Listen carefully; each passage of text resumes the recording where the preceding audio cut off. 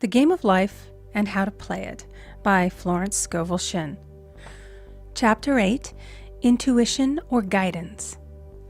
In all thy ways acknowledge him, and he shall direct thy paths.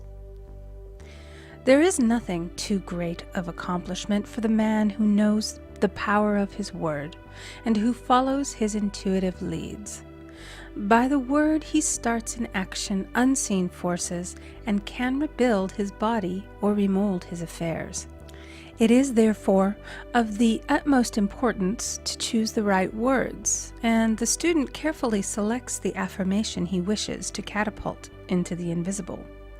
He knows that God is his supply, and that there is a supply for every demand, and that his spoken word releases this supply.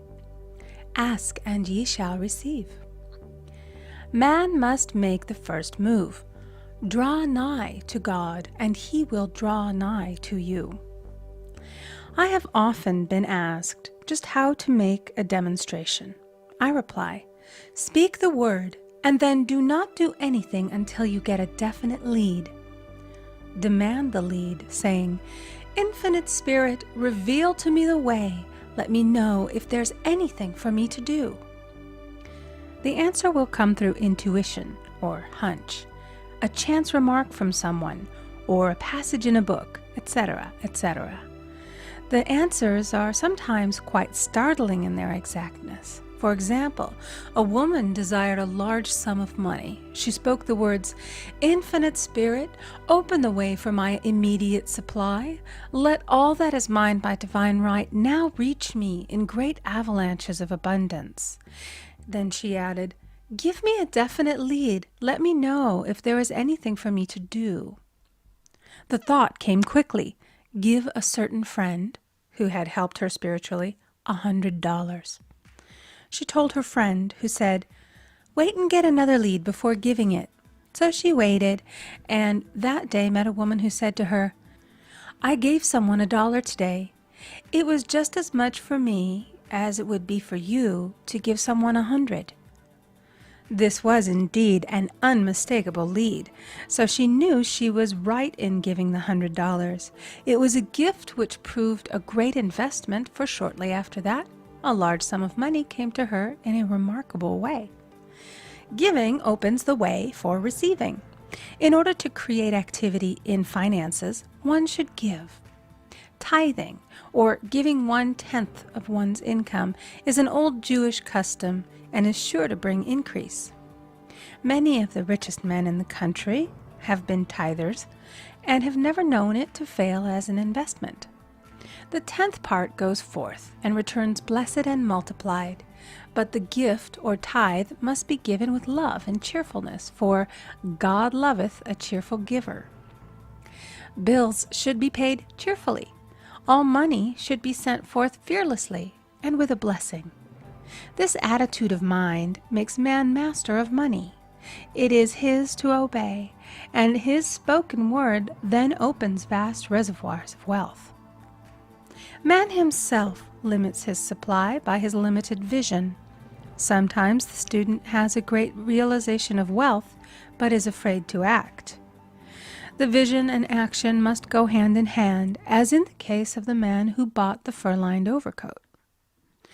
A woman came to me asking me to speak the word for a position. So I demanded, Infinite Spirit, open the way for this woman's right position.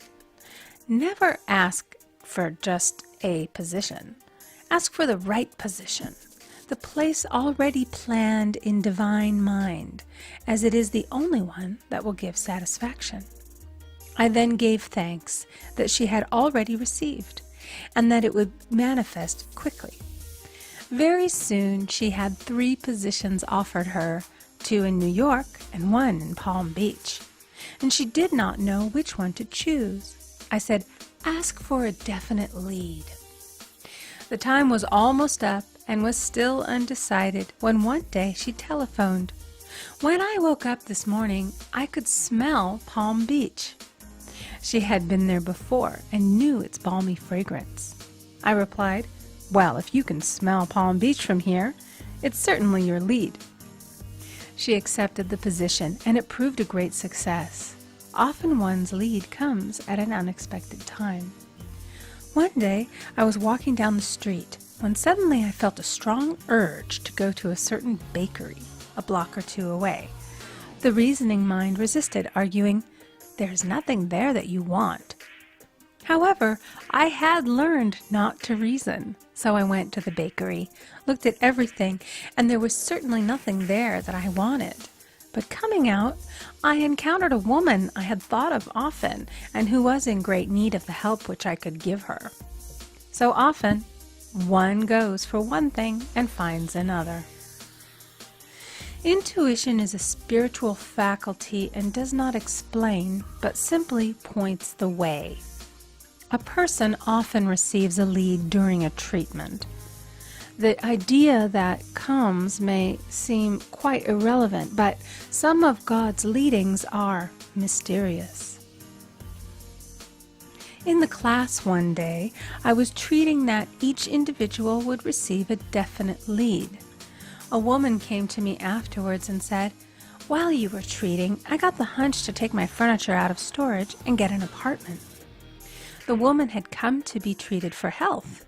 I told her I knew in getting a home of her own, her health would improve. And I added, "I believe your trouble, which is a congestion, has come from having things stored away.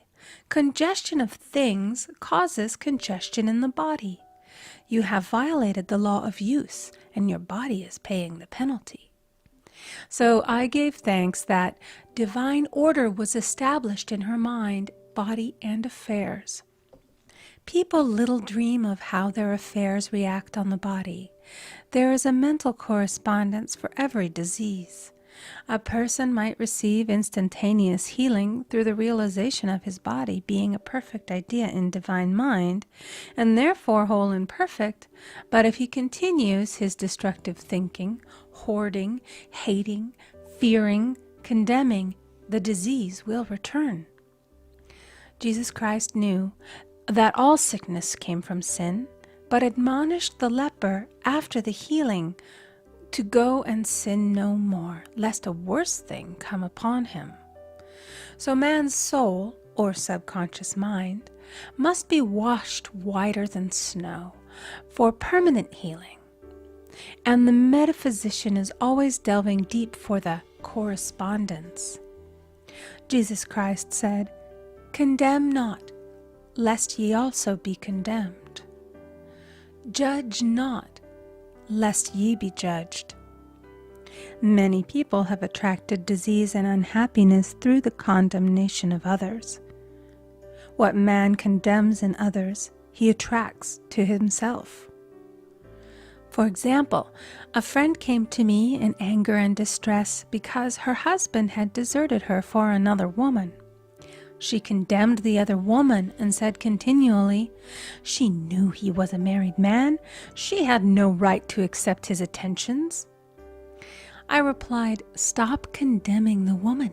Bless her and be through with the situation. Otherwise, you are attracting the same thing to yourself." She was deaf to my words, and a year or two later became deeply interested in a married man herself. Man picks up a live wire whenever he criticizes or condemns and may expect a shock. Indecision is a stumbling block in many a pathway. In order to overcome it, make the statement repeatedly, "I am always under direct inspiration. I make right decisions quickly." These words impress the subconscious, and soon one finds himself awake and alert, making his right moves without hesitation. I have found it destructive to look to the psychic plane for guidance, as it is the plane of many minds and not the one mind. As man opens his mind to subjectivity, he becomes a target for destructive forces. The psychic plane is the result of man's mortal thought and is on the plane of opposites. He may receive either good or bad messages. The science of numbers and the reading of horoscopes keep man down the mental or mortal plane, for they deal only with the karmic path. I know of a man who should have been dead years ago according to his horoscope, but he is alive and a leader of one of the biggest movements in this country for the uplift of humanity. It takes a very strong mind to neutralize a prophecy of evil. The student should declare, "Every false prophecy shall come to naught. Every plan my Father in heaven has not planned shall be dissolved and dissipated. The divine idea now comes to pass." However, if any good message has ever been given one of coming happiness or wealth, harbor and expect it, and it will manifest sooner or later through the law of expectancy. Man's will should be used to back the universal will. I will that the will of God be done. It is God's will to give every man every righteous desire of his heart, and man's will should be used to hold the perfect vision without wavering. The prodigal son said, "I will arise and go to my father." It is indeed often an effort of the will to leave the husks and swine of mortal thinking. It is so much easier for the average person to have fear than faith. So faith is an effort of the will. As man becomes spiritually awakened, he recognizes that any external inharmony is the correspondence of mental inharmony. If he stumbles or falls, he may know he is stumbling or falling in consciousness. One day, a student was walking along the street, condemning someone in her thoughts.